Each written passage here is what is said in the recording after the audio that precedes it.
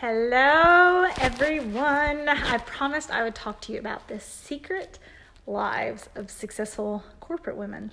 And I've been fortunate enough to be in Power of Self, which has been incredible.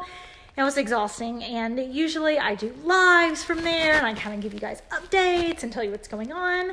And I just kind of had a sense that I needed to be present this time, that I needed to not always be in a hurry, which I'm always in a hurry. I've been even on coaching calls and I've had people say, or client, enrollment calls, and they say, how do you get all this stuff done? You get so much done. And I was like, it's because I'm not dealing with toxic people all the time.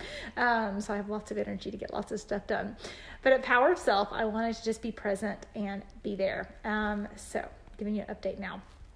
So I was in this room with all these women who you would absolutely think had it all together. They had great jobs.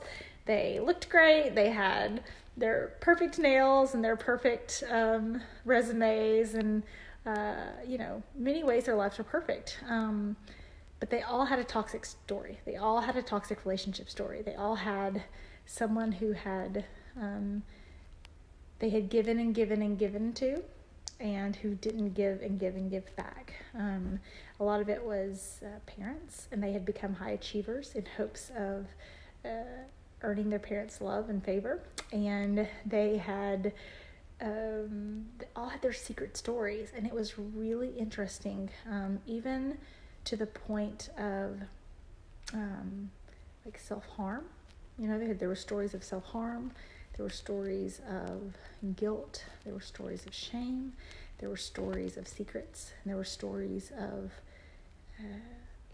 just trying to be the best version of yourself and feeling the weight of that version of yourself, right? Feeling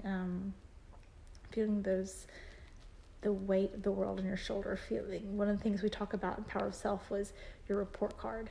And that men on their report card usually say things like, can drive fast, worked out at the gym, can bench press 200 pounds. Maybe that's not even a lot. I don't know much about bench pressing, but that men's report cards are very gracious to them.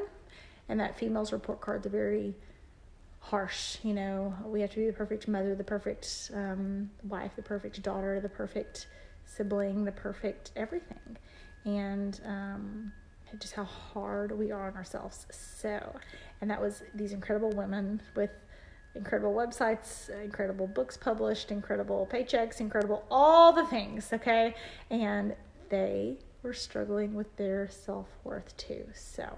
But they were smart enough to get help, help to do it. They were smart enough to know where they were, just like we have here in our group.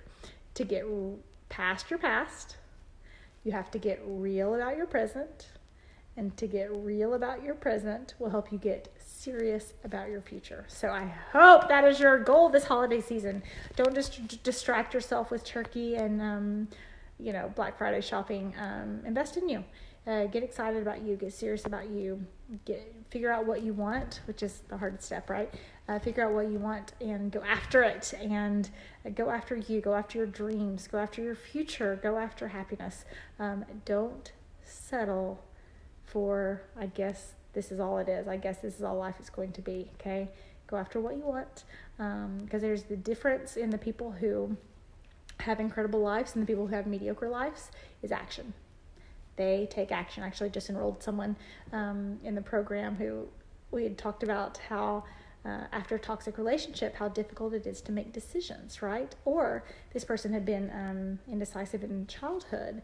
And so she, as so many of us, and so then a toxic person swooped in and said, oh, you don't like making decisions. I'll make your decisions for you.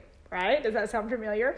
But she took action. She was like, oh my gosh, this is not the life I want to have this time next year.